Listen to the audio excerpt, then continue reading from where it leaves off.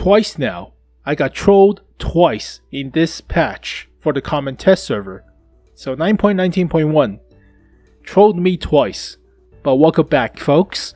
I sincerely apologize for making two videos covering the same topic. But after I posted my original video covering the stats for the hidden vehicles in patch 9.19.1, the test server became live.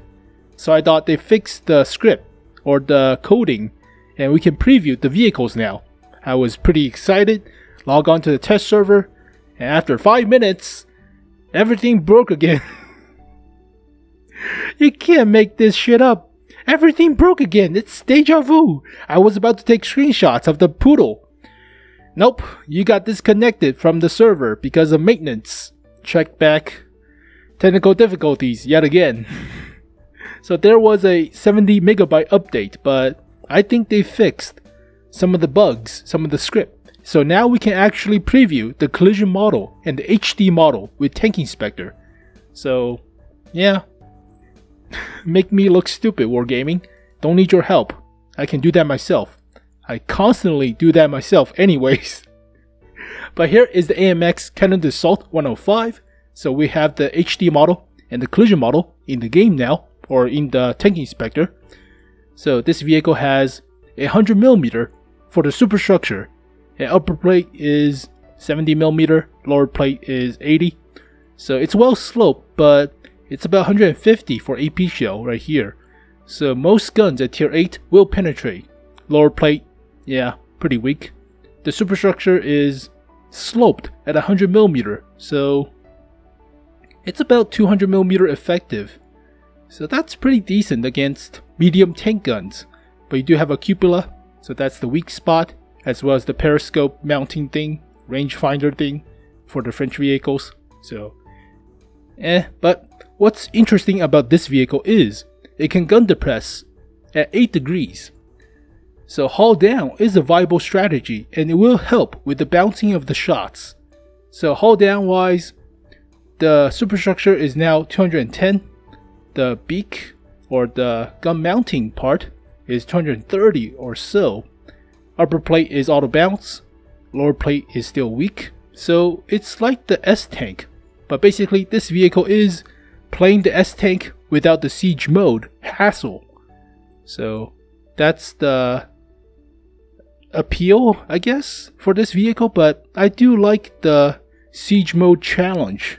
So, I guess it's fine, but the armor is not bad for such a light vehicle without armor at the back. So side armor is 40 for the rear and 70 for the front. So if you shoot the cheeks, it's auto bounce. That's pretty nice, but yeah, shoot it at the side. It's 30 for the superstructure, 40 for the hull, 70 for the cheeks, Yule pen, and the rear is 15 and 30 for the middle section. So basically high explosive to any region behind the superstructure. That's a lot of damage, especially from artillery shells, and you get your crew knocked out. So crew of 4, but you can still penetrate the upper parts of the superstructure. This is only 40mm, so if you have a 122 Russian gun, you will overmatch this part of the armor. So armor wise, it's like the S-Tank, but you don't have to deal with the siege mode. But this vehicle is not as consistent because of the cupola weak spot, as well as the periscope rangefinder thing. So it's still okay. Shoot the mantlet, it will not pen. So the mantlet is pretty thick. Alright, not a bad vehicle, but yeah, siege mode. Siege mode less of a STRV S-Tank in essence. So let's take a look at the STG. So now we have the model for the frying pan version number 2. So they actually buff this vehicle in a short span of like a day. So now it has better turret armor than the Object 416. But you can go back to the original video, the video I posted 4 hours ago, and that vehicle had the same armor as the Object 416 for the turret, as well as the hull, most parts of the hull at the sides. But where's the 416? So now it has better frontal turret armor and better side of the turret armor. Originally, this was the same as the 416, but they buffed it. What? You buffed it in like 4 hours? I don't believe it. So the rest of the stats are all the same, I checked, but now it has stronger turret front armor. I should have kept my mouth shut. Oh, you can buff this vehicle with the turret armor. It would be a lot better. Yeah, they did. So upper plate is 120, lower plate well sloped 75. So 100mm for upper plate, 120 effective, lower plate 75 to 160. So it's not bad, just angle it. But you have parts of 120 for the cheeks. Side armor is only 45. So you will be pinned at the sides with high explosive. Rear armor is 30 for the turret, 45 for some parts. So other than the front, the turret is weakish. You also have a pretty prominent engine deck, and this vehicle is pretty low. So any caliber will overmatch the engine deck and wreck you, as well as the frontal parts of the hull. But the turret got buffed to 200mm at the front now, rather than 100. So now it's bouncier, a lot bouncier. So you have to aim your shots at the cupola right here. I'm presuming this is the loader cupola. The commander should be right here. That's the commander, or this is the gunner. That's the loader. Where the hell is the driver? I have no idea, but usually Russian tanks have the commander at the starboard side of the vehicle, and the port side is the loader and the gunner. So, alright, but armor wise, yeah, it got buffed. Mantlet, there's a hole behind it, some parts, but mostly, yeah, it's auto bounce. That's the hole. So shoot here to pin, but it's not consistent. Yep. I should have kept my mouth shut, but they buffed the turret armor. Surprisingly. And let's take a look at the Pudel. So the Pudel is the same as the VK3002M. So let's compare with the VK just to be sure. But where is the VK3002M? Should keep all the vehicles together, man. VK, there it is. So 100 at the front for the turret, 85 for the hull. Yep, Panther. Side armor 50, rear armor 40, 45 for the turret. So basically mostly the same. 85 for the hull, 100 for the turret, side armor 40, and a little bit better side armor than the Panther. So, oh, my mistake. A little bit better armor on the Panther than the... Can't talk now. So a little bit better armor on the Pudel than on the Panther. God, I suck dick. Can't even talk. What the hell's wrong with you? So better at side scraping, but it's the same vehicle mostly. So, alright. I mean, mantlet wise, there's a hole behind it, so you will get pinned at some parts to the left and the right of the gun, but it's sloped upwards at the upper end and the lower end. So I think this will shot trap into the hull. Yeah, only 16mm right here. So you'll be overmatched with any caliber right here, mostly. And let's take a look at the Tiger 217, because it's basically the same as any other vehicles of the Tiger variant. But you have the Zimmerit, but it's the same vehicle. 100 at the front. Yeah, 100 for the turret. Yeah. Well, where's the 131? So, does the shading change? The cupola. That's about it. Yeah, the cupola is a little bit weirder, I guess. So this is the OSF E, whereas the 131 is the OSF H, I believe. Wait, one of these versions is later than the other one. This should be, the Tiger 131 should be OSF H. and yet the 217 should be OSF-E. I think. I may be wrong, but there are a lot of designation for the Tiger 1, so I may be wrong, but wrong vehicle, Sam. Oh well. So you do have the Zimmerit, the spare track links, the MG34. Forgot to take a look at the Pudel. My mistake.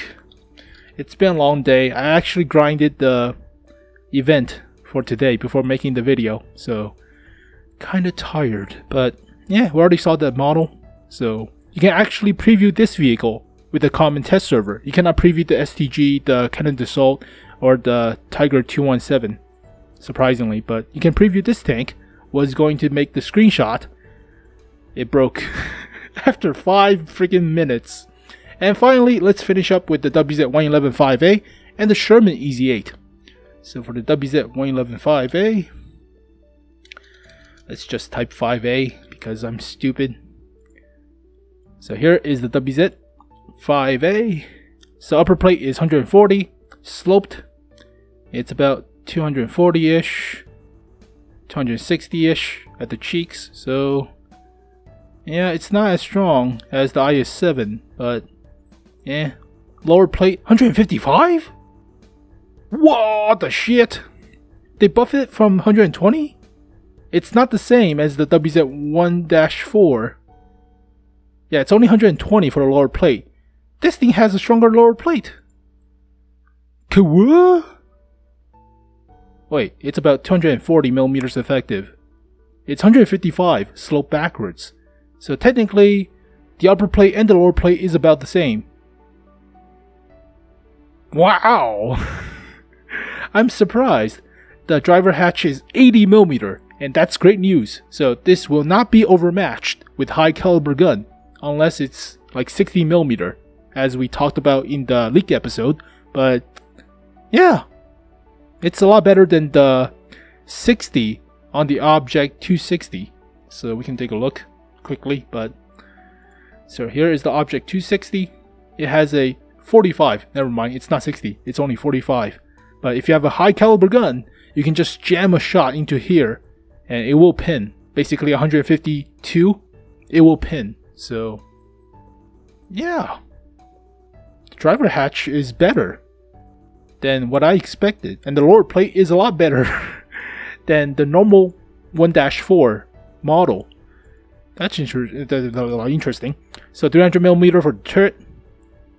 What the shit? Hold up, gangsta. What the frick? 210 for the cupola. 180 for the loader cupola. For the commander cupola, it's 210, sloped and rounded.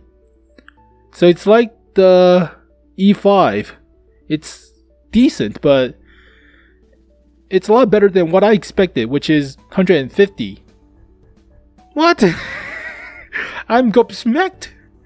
The lower hatch is well sloped as well, but it's only 180, and yet it's it's even better sloped than the commander hatch, commander cupola. The loader cupola is better sloped, but less in thickness. So relatively, it's still about 220-ish to 230-ish millimeters effective. I thought it's going to be a weak spot. It's not that weak. Same goes for the lower plate and the driver hatch. It still has like 7 degrees of gun depression. And you can basically hide the cupola by gun depressing and hold down. I'm wrong. So that goes to show you that if you have a lot of shading on the JPEG, you cannot really tell the actual armor thickness. That's 155. That's like 210. This vehicle got buffed. What? I wasn't expecting that. I thought it's going to be the same as the 1-4. It's not. So there you go, folks. Oh, forgot the E8, the E5. Sherman EZ8 got changed, so it got nerfed actually. But with the HD model, so here's the HD model, and here is the collision model. But I have the actual thingamajig right here to compare, just to be sure. So I prepared myself for it. But as you can see, the lower plate got changed. So originally it's 101 for lower plate. It's pretty decent against same tier medium tank guns with low penetration, so this could bounce a few shots if you already played the Sherman EZ8. But now, it's only 51, so it's more consistent with the Thunderbolt before the armor plating above it, or more consistent with the Fury tank as well, so that sucks. 64 for the middle section, yep. Turret is 64 compared to 51 at the sides, so better side of the turret, but side of the hull is 38, so 1.5 inch, I believe. Rear has been changed, so you don't have the weak spot, the engine deck exhaust port thingamajig for this part of the hull. So, yep, it's no longer high explosive, easy to pen, but you have a weaker cheek for the back end of your hull, so you can easily be penetrated right here. You have a slightly, well, mostly about the same strip of space armor. That's 51. It was 13, so this strip is a little bit better, but overall, I think, is it a nerf? Well, most important part about the vehicle is the mantlet, as well as the cupola, but mostly the mantlet. So originally, there was armor behind the mantlet for the Sherman EZ8. Mostly, unless I'm being corrected, I look stupid, but it's 178. Now it's 178, with some parts having armor. Oh. So gun depression is 12 degrees, I believe, but there are parts with armor, I believe. Oh well. So mostly it's a nerf for the lower plate, but I'm not expecting to bounce shots with the lower plate. So stats wise, it's the same for the rest of the stats. At a quick glance, yeah, the stats are the same, but yeah, the lower plate got nerfed mostly, and that's the most dramatic change for the Sherman EZ8. But really surprised about the WZ-5A, 111-5A. You sneaky son of a bitch. I thought you were going to be a little bit better than the IS-7. Now it's buffed compared to the leak episode, yesterday's leak episode. So lower plate, 155. It's not 120. Commander and loader cupola, yeah, a lot thicker than 150. Same goes for the driver hatch. I thought it was going to be 60. It's 80, so immune to overmatching. That's good, but is it worth it? Is it worth it over the 113? That's a bigger question. So let's quickly take a look at the 113 just to make sure, but the 113's lower plate is not as effective. Same goes for the upper plate. Commander cupola is, how much is that? 150? 140. So stronger cupolas, stronger upper plate. Side armor, it's only 80 for the middle section. So it's not as strong for the side armor, but 80, 90, about the same. So yeah, this vehicle has a lot more armor, technically, than the 113. So yep, surprised, so very surprised. So basically, the 5A is a heavy tank, more heavy tank towards leaning towards heavy tank, and the 113 is more medium tank / heavy tank hybrid. But they buffed the armor. They really buffed the armor. So there you go, folks. I apologize for 2 videos. They didn't have the collision model, so cannot really see the buff, but holy crap, they buffed the STG, they buffed the crap out of the 5A, to my understanding of the shading of the colors and stuff. But thank you guys for watching the video. Hopefully you guys enjoyed it. I'll see you guys next time. Peace.